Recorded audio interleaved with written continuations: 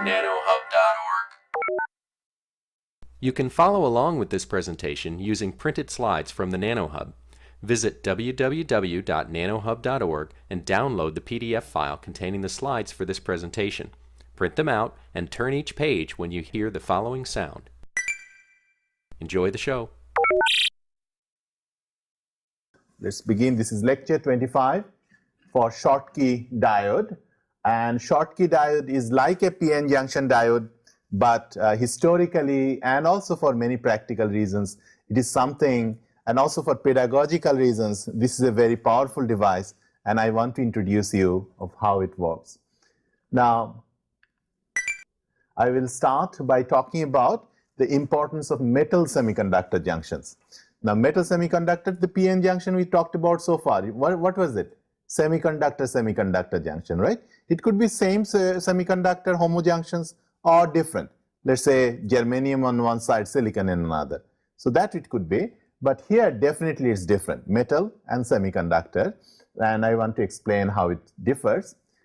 We'll again go through the same process. We'll first draw the band diagram. Any new device you have, first thing, draw band diagram. So we'll do that. We'll also explain why the things that I have told you so far about doesn't really apply when you want to calculate current in a heterostructure. But what I'm going to tell you today, that is going to complete the picture in terms of how to calculate current.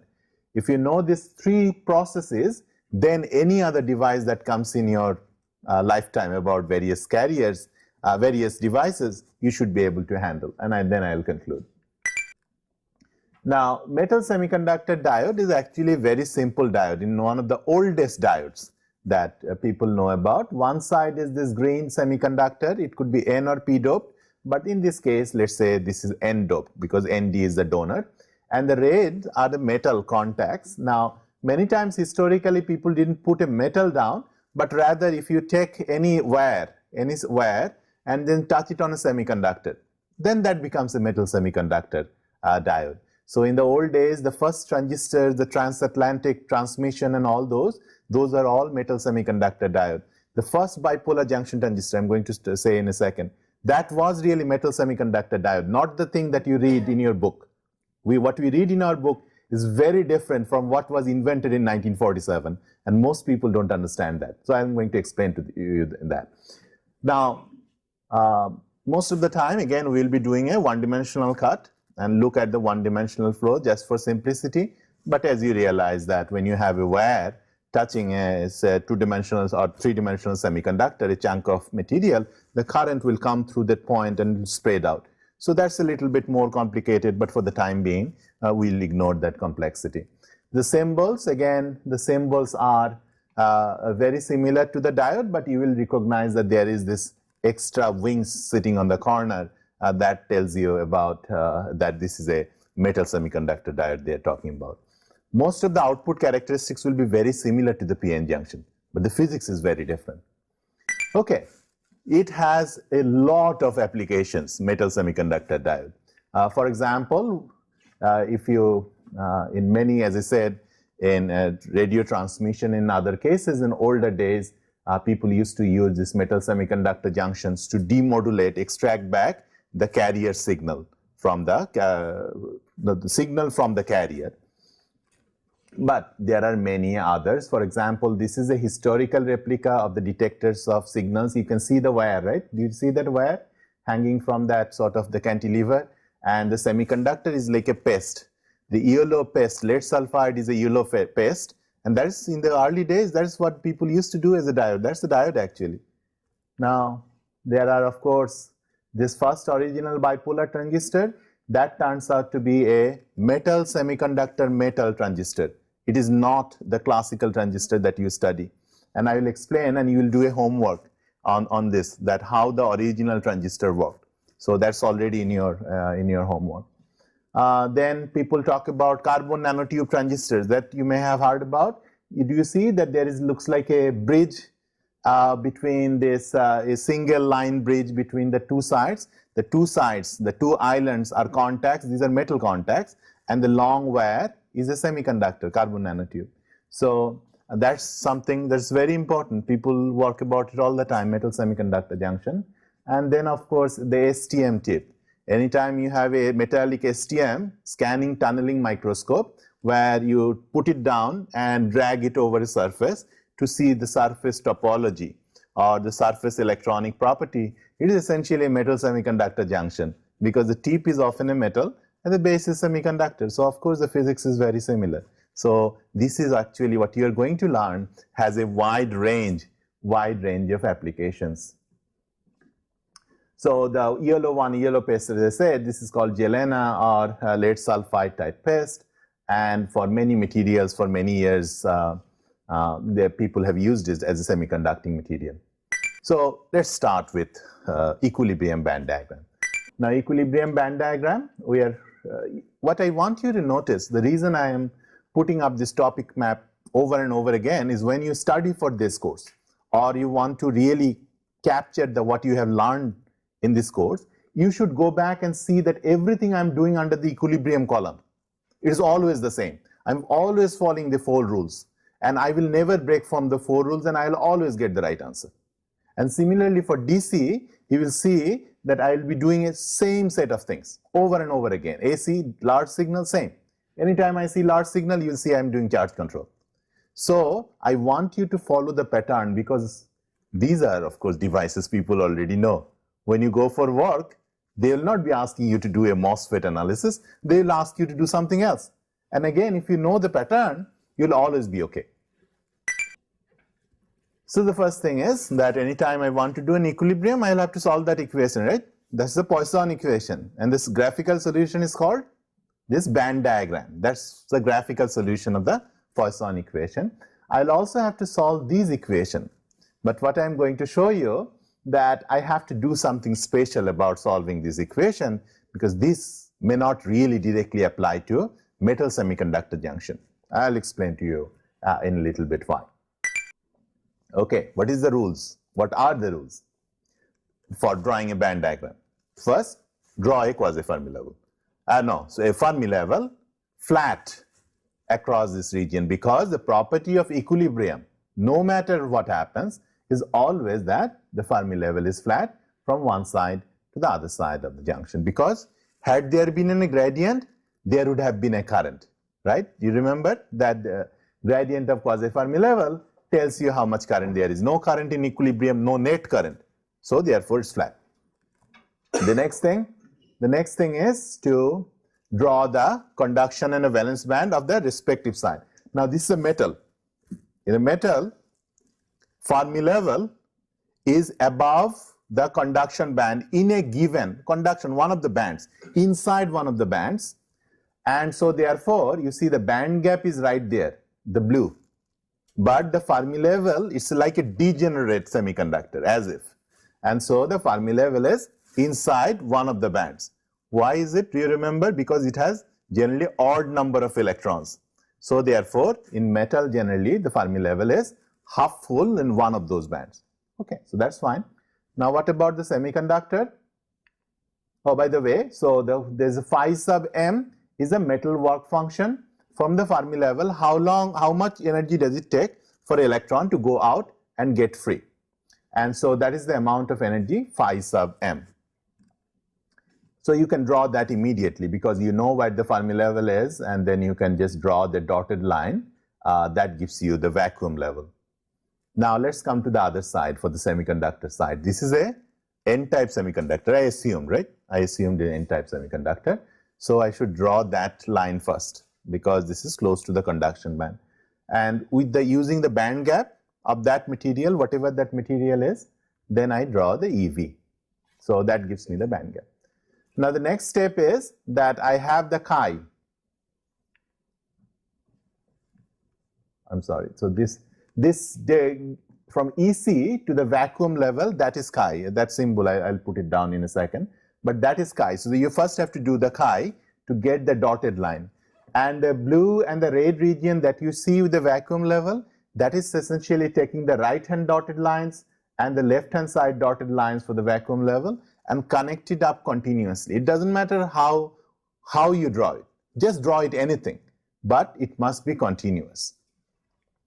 So you do that, and the next rule is that once you have that thing from the blue region, you copy it down and you copy that down. That's one side. And copy this down and copy that down, because equal to the band gap, remember, and the blue side band gap and the red side band gap need not be the same, right? Need not be the same. And so then you connect it up. That's your band diagram. That's the device. That's really a metal semiconductor junction diode. You can see the electrons from the EC side will go over the barrier and get to the blue side and get relaxed down to phi sub m for the energy. So we should talk about the transport in a second. But that's the answer. That's the band diagram. Now, in general, in the band diagram, whatever the band diagram is, and I'm going to show you that in general, you have seen that the blue region I have drawn, the drop in the blue region, I have dropped it small, right, here. And red, I have bent it up a little bit more. Now, in principle, there's no reason why I should do that a priori. But what I am asking you to believe or see, and I'm going to prove you this in a second, that in a junction, you know that charge on the left hand side must be equal to the charge on the right hand side. So if the left hand side, this relationship we have seen before, right? Na, which is the acceptor, xp, which is the charge on the left hand side for a p-n junction, and dn and xn is the charge on the right hand side. So the metal is degenerate, right? Huge amount of charge. So therefore, quote unquote Na is very large. If it is very large, then you can see xp has to be minuscule, right? It has to be minuscule because the total amount of charge on left and right must be the same. If it is minuscule, in fact, it turns out to be so minuscule that in most of the cases, you will see the blue in the books. The blue band bending is not even shown in the books because it's so minuscule, like maybe 2 to 5 angstrom at most on one side. On the other side, hundreds of angstroms, right? 10 to the power 17 on one side, 10 to the power few times 10 to the power 20 on the other side, on the metal side. So in your textbook, when you look at it, you will see that they have just drawn a straight line. But actually, this is what they have done. They haven't just simply told you. So that's why you make that negligible and don't draw the band diagram this way. That's the guide. Okay. What is my first thing do I do after I finish drawing the band diagram? QVBI, the built-in potential. That's the first thing I do. And the built-in potential, remember, only thing I care about, leftmost part of the material device and rightmost. You may have 273 devices or 273 junctions. But only thing that you care about for VBI, junction of the material on the leftmost side, number 1, and the material on the rightmost side, 273. So that's the only thing you care about. In between, it can do whatever it wants. VBI doesn't care. So this is how it works. So for example, how will you do the VBI? You know that, right? Quasi-Fermi level is flat. All I have to do is to make sure that on left hand side and right hand side, they reach to the same level. So for example, this, do you agree? Delta is how far the EC is different from EF. Chi, of course, you can see that's the vacuum level work function, and then Q VBI is the extra built-in potential. That's what you have on the left hand side, and equal to phi sub m on the right hand side. That's it. So in this case, these values phi sub m, chi, these are given from tables. So we have tables that tell you that if it is copper, this much phi sub m. If it is aluminum, then this much phi sub m. So this value you just read off from a book. And chi, of course, silicon, germanium, each has different amount of chi. That's fine. Delta, how will you know delta? Doping, right? The doping tells you how close it is, close to the conduction band. So you can see QVBI is known. QVBI is that way. By the way, this chi sub m, phi sub m minus chi, you see that's really effectively equal to the barrier. That's the from the green region to all the way to the top of the conduction band. So that's the barrier. They will call it phi sub b. That's the barrier height. So barrier height is different for each pair of materials, right? And then you can see this delta. Delta is given by ND over NC, given by that factor. Now this is only true if it is a non-degenerate semiconductor, right? If it is degenerately doped on the right hand side, then I'll have to write a more complicated equation for the value of delta. But that you knew, so don't worry about this one. I know QVBI, the built-in voltage now for this, and this is a general trick. You can do it for any devices that you want, no new things. So now I want to do a few more things. Let's see, in general, what you want to do is, again, you have a depletion charge.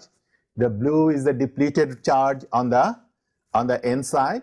Why there is depletion? Because there is band bending and the charges have been pushed away. And the red one that I have shown you is the charge on the metal side. And you can see it's huge, and therefore its width is very small. Again, you can do this in the book. There are this integration.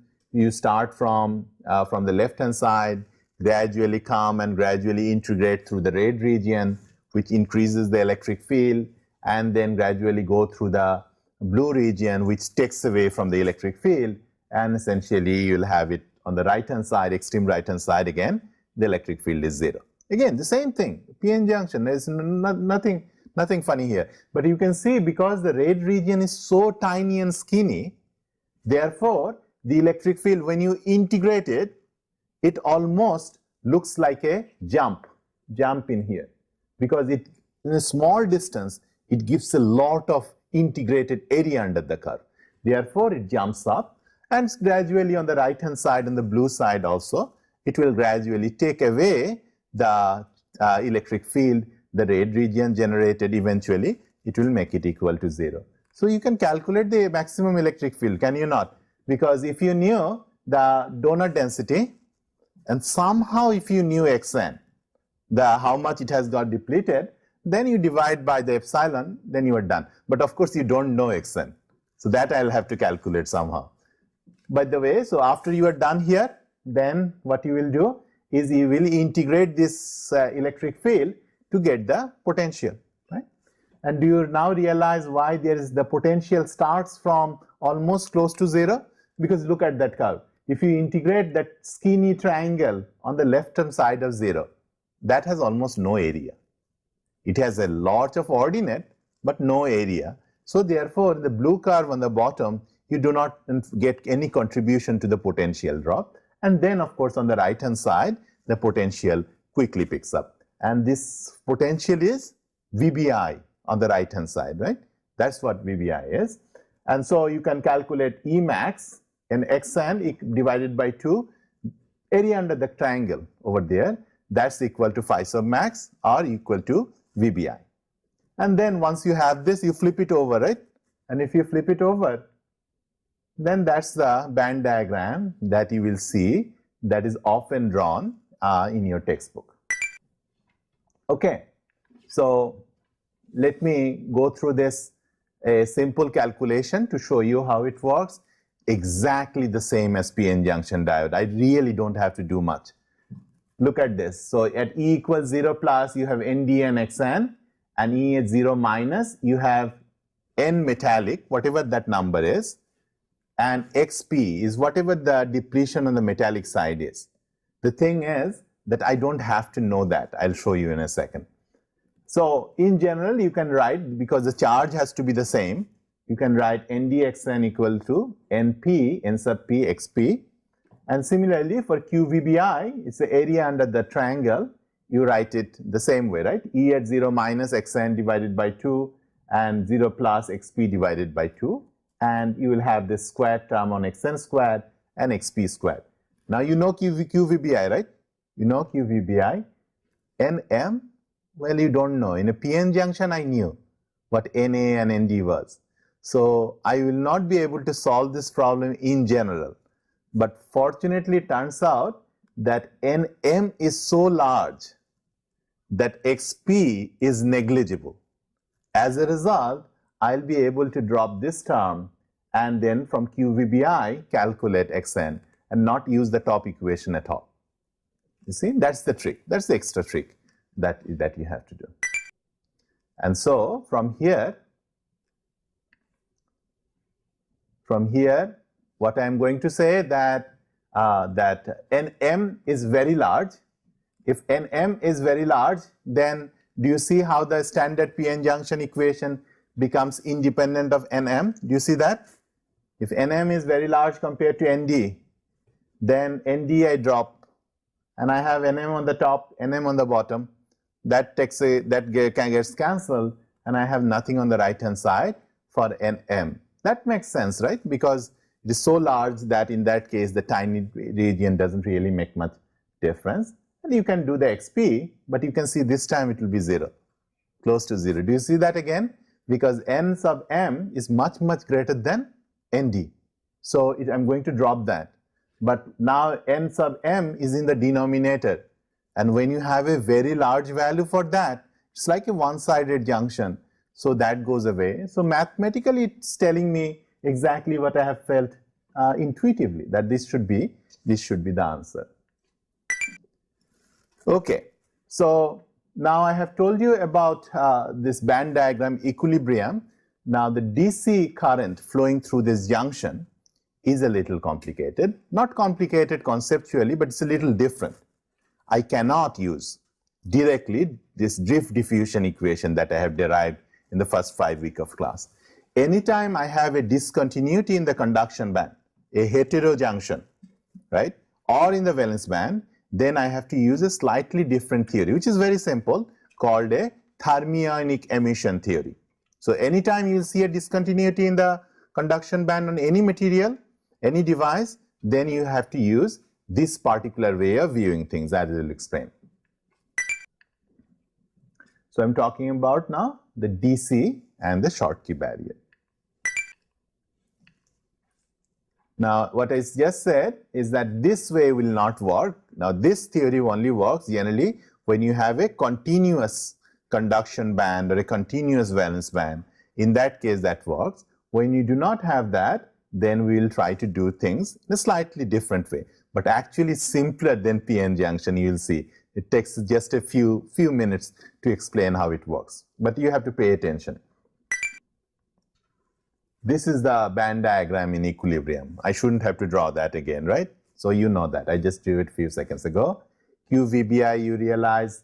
And for this material, I have just grounded the metal side. So you can see that's the ground on the left-hand square, little square, that's the ground. You always need to ground a terminal of a device. If you don't ground it, then you cannot draw a band diagram. Everything will be confusing. So I could ground right-hand side or left-hand side. I decided to ground the left-hand side. Anything is fine. You can do the other way. Now, do you realize that this is a bias device and it's a forward bias device? See the rules, whether I have followed the rules. I've grounded, of course, the left-hand side, one of the corners, and on the right-hand side, I have applied a voltage. Now, a priori, I don't know whether it's a forward or a reverse bias, but at least given that this voltage is negative, let's say, in that case, what I have done is that I have split the Fermi level, right? So the Fermi level is now, the top one is Fn, and the difference between EC and Fn, that has remained the same because carrier concentration in the bulk region cannot change. So I have that. I also have the F sub P, quote unquote F sub P, because it's really F sub metal, that also continuous, but equal to where it was before. And do you see where I have stopped? I have stopped on the other side of the junction, and I have not continued any further. How to continue any further? That's your homework problem. There's a homework problem. You will see that that's how I show that where I stop beyond that point. If you wanted to go on, then how will you draw the quasi-Fermi level? That's one of your homework problems. But other than that, I have followed the rules I have told you before about p-n junction, so I haven't violated anything. Now, the reason, what voltage, this I said it's negative because only with negative voltage, the electron EC will move up. Electrons don't like negative voltage, sort of. That's how to remember. And it always moves up. And as a result, there will be an electron current flow through that structure from the right side to the left side, because the barrier is now a little bit lower, right? QVBI was the original barrier. Now it's a little bit lower. So more current will go from this side to the other side. The current from the green side to, or from the metal side to the semiconductor, that almost remains the same, because you see this wall it has to scale, or the barrier it has to go, is the same on both sides, from going from the metal to semiconductor. But from semiconductor to metal, you see the wall is a little bit lower, effectively a little bit lower. And do you realize that this is a reverse bias? Because I have applied a positive bias on the n side, and as a result, I have pushed down the quasi-Fermi level for the electrons while keeping the metal for quasi-Fermi level almost the same. Now, you will not see this type of thing in the textbook, and you see in the, because they essentially don't draw it for many different reasons, but you have to follow the same rules so that you don't get confused. Okay. Do you see on the other side of the junction, I do the same thing, same rules, I follow the same rules. If you don't follow the same rules, then of course you cannot, if you want to do the recombination generation events and other things, until you draw them properly, you cannot really compute properly. Okay, so that's the reverse bias. So this I will not have to tell you at all, right? When you apply a bias, then this QVBI, whatever was the QVBI, you can apply a bias with a VA, that gets reduced, and in the forward bias. In the reverse bias case, when you apply a positive thing, then the depletion region becomes much wider, right? That's the reverse bias side. XP was 0 to begin with, so 0 I don't really want to modify with a VA, that remains 0. So there is very little band bending on the metal side. Okay. So now I want to calculate a few currents, but first thing I want you to realize that whatever you saw in the PN junction semiconductor, if you look at a metal semiconductor junction, you will almost see the same things. Same thing.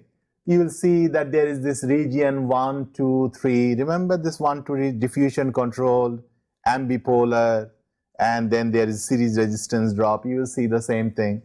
In some of the diodes, if it has a lot of defects in the junction, then you will see this number 6 and 7, the Isaki type tunneling, and also this trap assisted recombination at low voltage that has half the slope, right? Do you remember half the slope? Because of the electrons holes coming in the junction and recombining. So that regions are exactly the same, exactly the same. Physics is different, but the features are essentially exactly the same. And in the reverse bias is very similar. You'll again see a region 4 and 5. 4 region is as the depletion is getting larger and larger with reverse bias. Then there is this generation current that goes with a square root of V, right? Square root of V is how far the depletion changes. And so you see region 4. Region 5, you'll have impact ionization. If you apply large enough bias, then electrons will come in, they will multiply within the junction and huge amount of current will flow. So you will have 5 also. Same things, basically the same physics. So I will not repeat many of them because you can already understand it yourself. Now let me now calculate the current for 1, and that I will use then to explain the rest of the things. So the current for 1 then, let's see whether I can calculate the current this way. J sub T is the net current that's flowing across this junction. I'm not using the drift diffusion theory, right? Previously I used the drift diffusion theory, minority carrier transport and all those. There's no minority carrier here. On the right hand side, full of electrons. On the left hand side, full of electrons also. I do not have any minority carrier. So Schottky barrier is a majority carrier device, right? And so I'll have to calculate it slightly differently, and you can see that there's a discontinuity in the conduction band. Okay, let's look at it. It's very simple. So the blue part is the current flowing from metal to semiconductor at a applied voltage of VA. And the red one is from semiconductor to metal. Now I want to calculate a voltage, applied voltage VA, so I have put a volt V sub A in both cases, A for applied. Now the next one is interesting, because next one doesn't happen in general. The next line says that the metal to semiconductor, the current that's flowing, the blue one, that one, whether you apply a bias or not, doesn't matter. Do you agree with that statement? Because you see what has happened, that although the VBI is moving up and down in response to VA, the charge, the depletion region in the other side, in the metal side, is so tiny that even with bias, it's not going to change much. It's going to stay zero. So the barrier that you see starting from the metal side, metal Fermi level, all the way to the top of the junction, that is independent of bias, going from the metal to the semiconductor side. So therefore, this doesn't depend on voltage. So instead of writing Jn to S, metal to semiconductor at VA, I could just say that thing doesn't change with respect to voltage, and therefore I can set it to voltage equals 0. Same value, that's what I'm saying. Okay? Now, at 0 bias, that's what I want to calculate. So I want to get an expression for what was the current from metal to semiconductor at bias 0. Well, what was the current at 0? The current must have been 0, net current must have been 0 because of the detailed balance, right? Any process that is going from left to right at 0 must be balanced by a separate one going from right to left. As a result, I can say the net current when the voltage is 0 is also 0, and as a result, the net current from metal to semiconductor at equilibrium must have been equal to each other, right? Going from semiconductor to metal. Do you see that? At the voltage 0. That makes sense because at equilibrium, there is no net flux. If there were net flux, the Fermi level couldn't have been flat, right? Fermi level being flat means no current, and no current means the component must balance out each other. So that's what we have, and so I'm almost done. So this is detailed balance, and so what I have here, now you can see the metals to semiconductor at bias 0, I could replace it with semiconductor to metal at bias 0. And so all I have to do is to calculate the current from semiconductor to metal at various biases, and I don't really care about the metal because I have already thrown that away. You see, in both cases the metal is the most important thing, but in some way in depletion region I don't care about how much it depletes because it's tiny, and similarly in here by using detailed balance I have sort of forgotten about the blue region, and only the red I care about. So let's calculate it. It's not difficult. So the metal to semiconductor current is Q, that's the charge, Nm over 2. Now Nm is the number of electrons, which I don't know because it's not like doping or accepted that I know about. So metal I do not know. Divided by 2, why? Because half of them going in the from light to left and the other half is going from the blue. Half of them is going in the positive direction, half in the negative direction. So I only take the half that is going to cross the junction, and so I have that 2. And of course not all those blue electrons will be able to go, only those that have energy above the barrier. Phi sub b is a barrier. Only those that have above the barrier, only those will be able to go. So I have multiplied with exponential of q phi sub b divided by kt. That's the Boltzmann distribution, right? So if his barrier is very high, only then I can do it. If it is very low, then of course I have to do this Fermi-Dirac and other issues that I forget. And then the thermal velocity, the velocity on the average the electrons move. So I put that in. That's from one side. What about the rate side? Now from the rate side, I have Ns divided by 2. N is the number of electrons on the semiconductor side. That I know, right? N is equal to, if it is Nd doped, N is equal to Nd, right? So Ns is equal to Nd, whatever is the doping. In the extrinsic region, if it is in this freeze out or intrinsic region, then I will calculate it accordingly. Do you see that the barrier this time for these red electrons is Q VBI minus VA, and if the electrons have energy above that, only those will go. If it has below that, it can go, but it will be turned back by the mountain, or turned back by the barrier, and so they cannot go and they will not contribute to the current. So I have Q VBI minus VA divided by KT, and thermal velocity once again is the same. Now the two thermal velocity should be the same or not? They cannot be the same, right? Because remember, velocity is half mv squared is equal to kt. And v half m for metal is the effective mass, which is different from the effective mass of the semiconductor. So they are not necessarily the same, but I'm going to forget about the blue one anyway. So I shouldn't have to worry too much about it.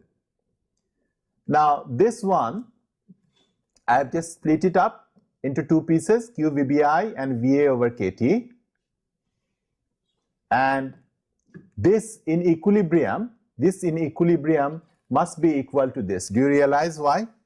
Because when you set VA equals 0, this quantity is exactly the same as the blue current on the other side, because then these two must be the same. And as a result, I can write it in this particular form. This particular form is essentially J semiconductor to metal at 0 voltage, because let me see whether I explained it properly. In this case, this is the current at non-zero bias, right? At zero bias, this VA should be equal to 0. And in that case, then at zero bias, the metal because of the detail balance, metal semiconductor and semiconductor to metal, those two currents must be the same. So if you hide this VA part, you can see this is the metal semiconductor part. And therefore, when you have the applied voltage, you bring back this exponential. And that's the current. So you take that thing out, and do you realize now that from here, I can calculate a current which will be a constant. On the left hand side, there will be a constant, which I do not know a priori, but it will be some sort of constant. And I have phi sub m, and then it goes exponentially well voltage. So if you put a log on the voltage versus current, then also log linear or semi-log, then what slope do you expect? At a few, if VA is a little bit higher than KT, then it's going to be Q over KT, right? And so that's the region 1 that we have discussed before. So it has very same dependencies, but look at this prefactor. The prefactor is not like Ni squared divided by Na and Ni squared divided by Nd. Remember in the PN junction I had that? So the prefactor has changed, but the rest of the things have not changed at all. The same exponential dependence, I have it here. Now what I want you to do is to, when you go home, let me check whether you really, or check for yourself whether you really understood how this calculation was done. I did it for a metal semiconductor junction, right? And I got this result, whatever the result that I just showed you before. Now, if you do it for a PN junction, generally we did it with the minority carrier, electron coming in and in a small signal, things oscillating up and down, and all those things we did. You can get exactly the same result by thinking about as if you have two electrons, two fluxes of electrons, one coming from P to N side, another coming from N to P side. And then for the electrons that are coming from the blue electrons, there is always this variable, VBI minus VA. And then you subtract the flux. You will exactly get back to the PN junction theory or PN junction derivation that you did. So this is slightly different way of doing the same thing that we have done before. But this is in some way more general, because this allows you to calculate current anytime you have a discontinuity. The minority carrier transport and other things that you had cannot directly be applied when you have a strong discontinuity. You have to do some more modification, right? So thermionic emission theory will be useful in this case. By the way, if you look at recent literature of how people handle carbon nanotubes or ballistic transport, you hear about this, the devices are getting so small, electrons goes from one contact to the other without ever scattering. Do you hear about these things? What is the channel length these days of transistors? So they are working on nowadays maybe 22 nanometer.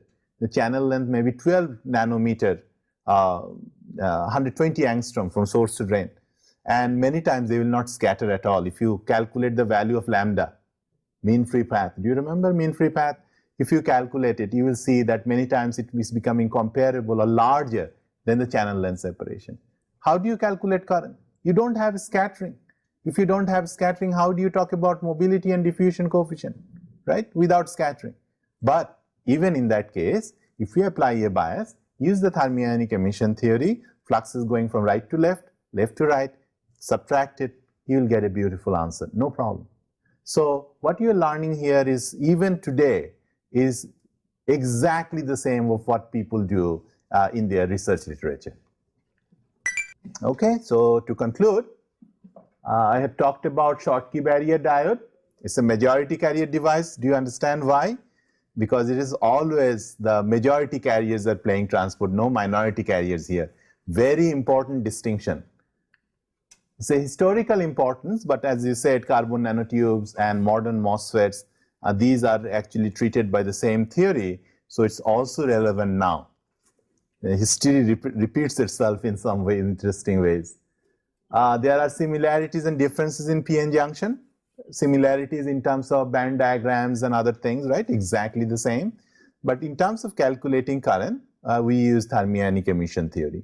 So we should be able to understand this difference and apply them in both ways so that you understand the full power of the method.